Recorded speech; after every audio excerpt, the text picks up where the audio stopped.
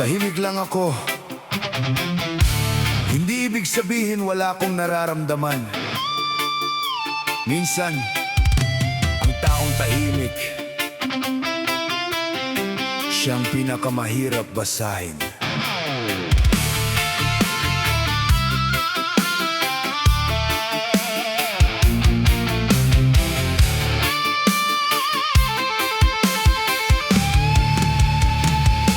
Hindi ako sumisigaw, hindi ako nakikipagtalo.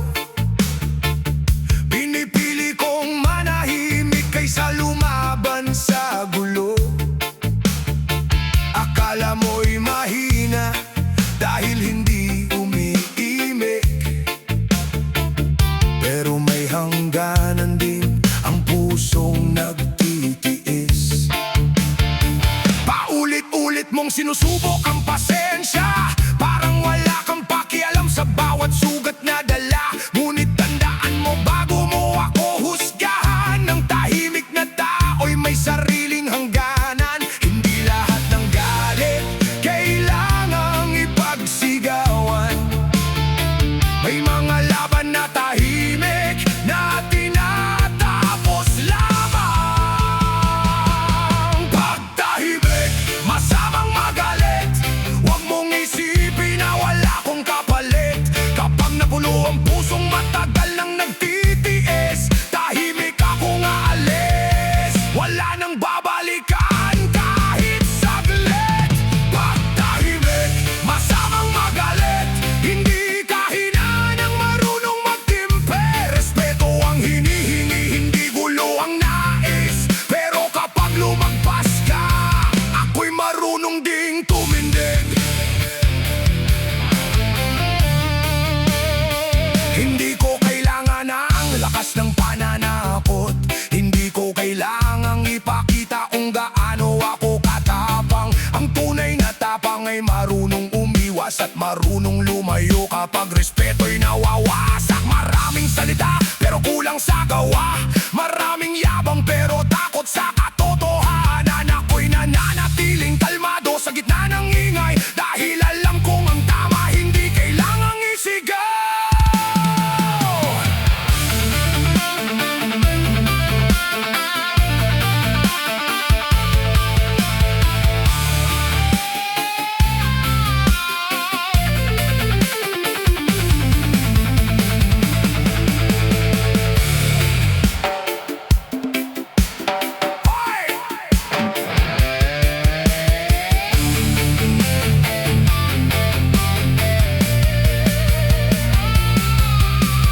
Huwag mong maliitin ang taong tahimik. Hindi lahat ng katahimikan ay pagsugo. Minsan, ito'y paghahanda para tuluyang lumayo sa gulo. Pagtahimik, masamang magalit. Huwag mong isipin na wala akong naririnig. Lahat ng sakit, lahat ng panlalait, iniipon ng puso hanggang dumating ang huling saglit. Pagtahimik, masamang magalit. Respeto lang ang aking hinihiling. Hindi ako naghahanap ng away sa mundo, pero hindi rin ako papayag na apihin ng paulit-ulit. Tahimik, pero hindi bulag. Tahimik, pero hindi bingi. Tahimik, pero may paninindigan. At kapag kailangan ng magsalita, makinig ka.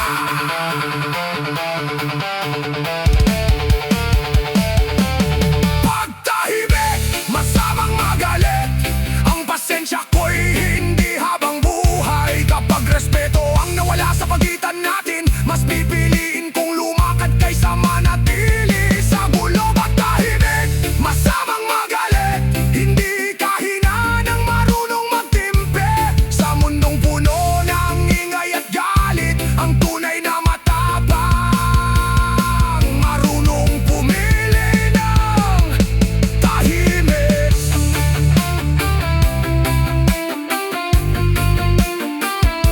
Tahimik lang ako, pero huwag mong abusuhin ang katahimikan. Respeto ang sagot, kapayapaan ng laban.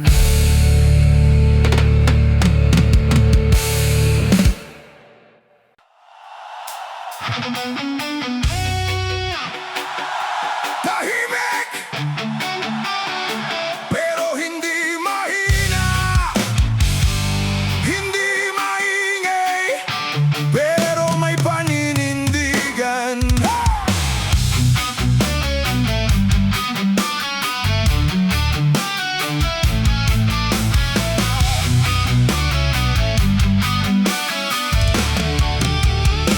Ay, hindi mo ako makikitang nagyayabang. Hindi ko kailangang magingay para mapansin. Sa bawat problema, kalmado lang ang dala.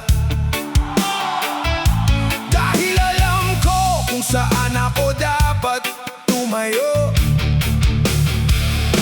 Maraming nag-aakalang madaling apihin, dahil hindi ako gumaganti sa bawat panlalait. Pero ang pasensya ay hindi kawalan ng tapang, at ang katahimikan ay hindi nangangahulugang talo. Hindi ako galit, gusto ko lang ng respeto. Hindi ako palaaway, ayoko lang ng gulo. Pero wag mong isipin na habang buhay akong magtitiis. May hangganan din ang pusong marunong magtiis.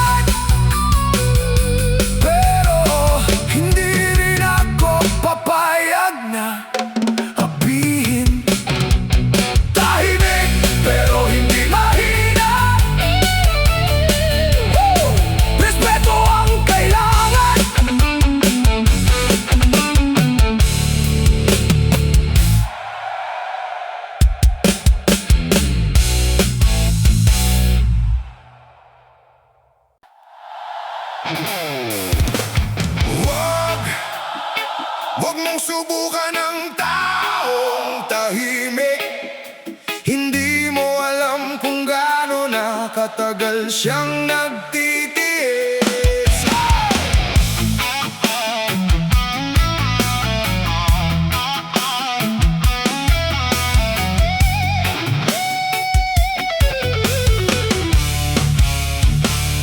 Sa bawat salita mo, pinipili kong tumahimik.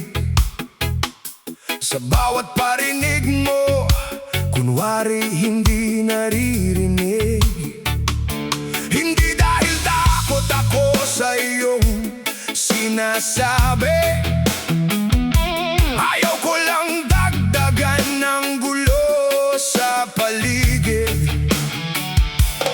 Pero bawat araw may limitasyon, bawat pasensya'y may katapusan. Kung respeto ang gusto mong matanggap, matuto ka ring magbigay ng respeto sa kapwa. Huwag mong subukan ang tahimik, baka isang araw mapuno rin ang dibdib. Hindi ako galit, hindi ako naghahanap ng laban, pero may hangganan ang taong marunong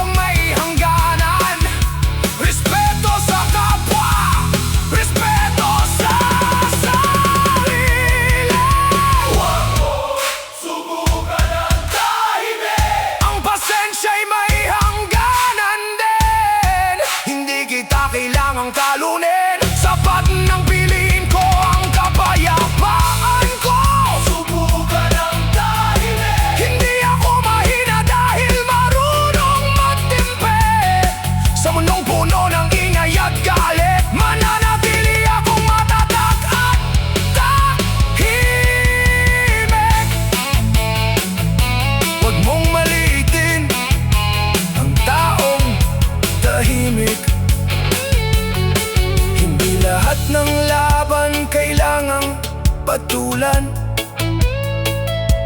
Minsan ang pinakamalakas na sagot ay ang piliing lumayo. Tahimik pero may paninindigan.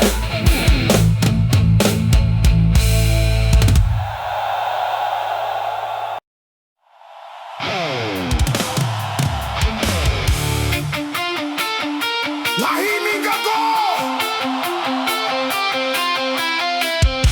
pero may hangganan ako. Hey!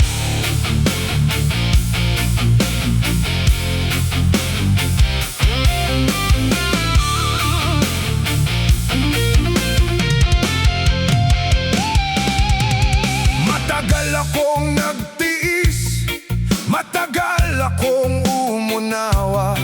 Pinili kong umiti kahit mabigat ang problema. Hindi ako nakipagsabayan sa bawat ingay, dahil gusto ko lang mamuhay ng maayos. Pero may mga taong akala'y kahinaan ang kabutihan at mahabang pasensya ng isang tao. Kapag paulit-ulit nang nilalabag ang respeto, doon mo makikita kung gaano akatagang puso. Hindi lahat ng tahimik ay walang pakialam. May mga laban lang na ayaw ng dagdagan. Bago mo subukan ang taong nagpipigil, alalahanin mong may hangganan ang bawat damdamin.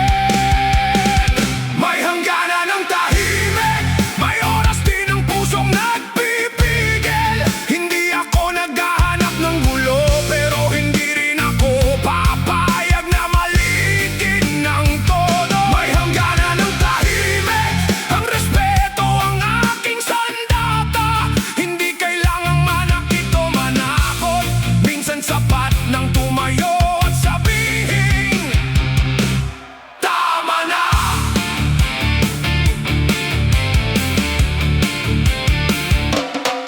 Kung kaya nating mag-usap ng maayos, bakit kailangan pang gawing komplikado? Kung kaya nating respetuhin ang isa't isa, bakit kailangan pang umabot sa pagtatalo? Kaya bago mo husgahan ang taong tahimik, alamin mo muna ang kanyang pinagdadaanan. Baka ang katahimikan ay hindi kahinaan, kundi paraan para mapanatili ang kapayapaan. Hindi ko kailangang sumigaw para lumaban, hindi ko kailangang manakot para iyalang. Sa bawat problema pipiliin kong maging kalmado, pero hindi ko hahayaang mawala ang respeto. May hangganan ang tahimik, may oras din ang pusong nagpipigil. Hindi ako naghahanap ng gulo, pero hindi rin ako papayag na malitin ng todo. May hangganan ang tahimik, ang respeto ang aking sandata. Hindi kailangang manakit o manakot, minsan sapat nang tumayo at sabihin, tama na.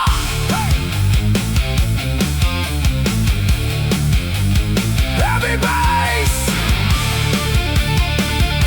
electric guitar, powerful drums.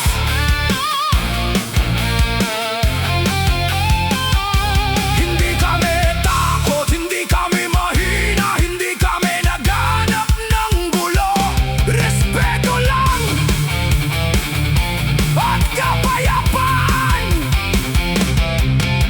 Tahimik pero matatag, kalmado pero handang tumindig. Hindi para makipaglaban, kundi para ipagtanggol ang sariling dignidad. Minsan kailangan mong lumayo kapag wala ng respeto sa usapan. Hindi lahat ng laban ay kailangang patulan. Ang kapayapaan di na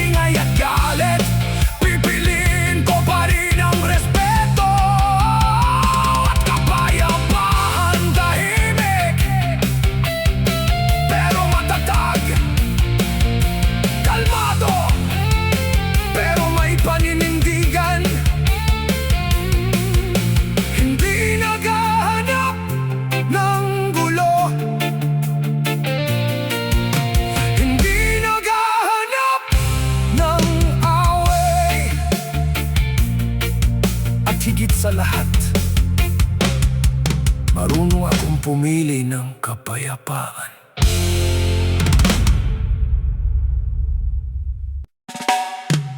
One love, one respect. Makinig ka, hindi sa salita nakikita ang tunay na pagkatao. Yeah, sa gawa mo malalaman kung sino ka. Ay, ay!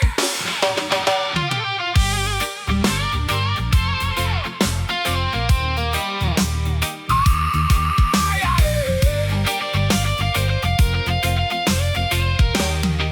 Ay! Sa paraan ng pakikitungo sa kapwa, doon lumalabas kung sino ka talaga. Kapag may mahina, inaapi mo ba? O kamay mo'y iaabot para siya'y makabangon? Kapag may taong walang maibigay sa'yo, pareho pa rin ba ang respeto mo? Kapag wala siyang pera o pangalan, ituturing mo pa rin ba siyang kaibigan? Hindi sa damit, hindi sa yaman, hindi sa dami ng taong humahanga. Ang tunay na halaga ng isang tao makikita sa puso at sa kanyang gawa. Kapag walang nakakakita, doon lumalabas ang tunay na ikaw. Kapag walang papuri mula sa iba, gagawa ka pa rin ba ng tama? Sa gawa mo makikita kung sino ka, hindi sa yabang, hindi sa salita. Sa gawa mo makikita kung sino ka, ang puso mong mabuti, ang tunay mong halaga. Kapag may nangangailangan, nandyan ka ba? Kapag may nadapa, tutulungan mo ba? Sa gawa mo makikita kung sino ka, dahil ang tunay na pagkatao'y nasa gawa. Hey! Ya ya ya ya ya ya ya ya ya. Madaling magsabi ng mabuti akong tao, pero ang tanong, ipinapakita mo ba ito? Madaling mangako kapag maraming nakatingin, pero paano kapag ikaw na lang ang gagawa ng tahimik? Kung may tao nagkamali sa harapan mo, ahamakain mo ba o tutulungan mo? Kung may kapwa kang nangangailangan, magbibigay ka ba kahit wala siyang maibabalik sa'yo kailanman? Hindi kailangang malaki ang iyong tulong, minsan simpleng malasakit ay sapat na. Isang kamay na nakaabot sa nangangailangan, maaaring maging dahilan para siya'y muling lumaban. Hindi lahat ng mabuti ay maingay, may kabutihang tahimik pero tunay. Kung malinis ang hangarin ng puso, kahit walang nakakakita, gawin mo pa rin ito.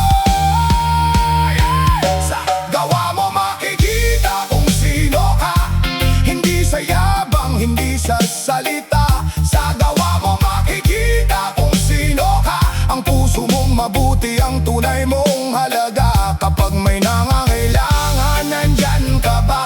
Kapag may nadapa, tutulungan mo ba? Sa gawa mo makikita kung sino ka, dahil ang tunay na pagkatao'y nasa gawa. Yo! Yo! Yo! Yo! Hindi titulo ang sukatan ng tao, hindi pera, hindi damit, hindi pangalan mo. Kung paano ka makitungo sa nasa paligid, doon malalaman kung puso mo'y tunay at malinis. Kapag mahina ang kaharap mo, gagamitin mo ba siya o tutulungan mo? Kapag wala siyang maibigay na kapalit, mananatili ka pa rin bang mabait? Huwag mong ipakita ang kabutihan para lang makuha ang papuri ng bayan. Kung tunay ang puso at tama ang hangarin, kahit walang nakakakita, patuloy mong gawin. Respeto sa lahat, kahit sino pa sila. Walang maliit kung kapwa mo rin siya, dahil ang tunay na lakas ng isang tao ay kung paano niya trakuhin ang iba sa mundo. Puso,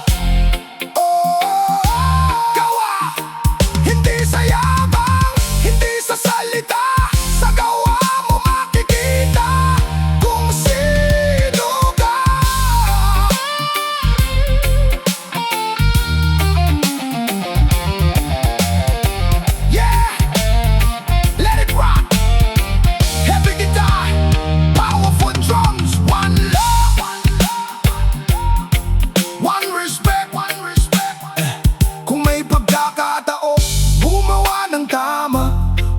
palampasin ang pagkakataon. Kung may taong nangangailangan ng kamay, iabot mo ito nang walang hinihinging kapalit. Dahil ang mundo ay mas gananda kung bawat isa'y marunong umunawa. Hindi kailangan maging perpekto, kailangan ng maging mabuti sa kapwa. Hey! Hey! Respeto, malasakit, kabutihan, pagmamahal ang makikita kung sino ka. Hindi sa yabang, hindi sa salita, sa gawa mo makikita kung sino ka. Ang puso mong mabuti, ang tunay mong halaga. Kapag may nangangailangan, nandyan ka ba? Kapag may nadapa, tutulungan mo ba? Sa gawa mo makikita kung sino ka. Dahil ang tunay na pagkatao'y nasa gawa. Sa gawa mo makikita kung sino ka. Kahit walang ang kamay lang gawin ang tama. Sa gawa mo makikita kung sino ka. Ang kabutihan ang tunay na lakas ng tao.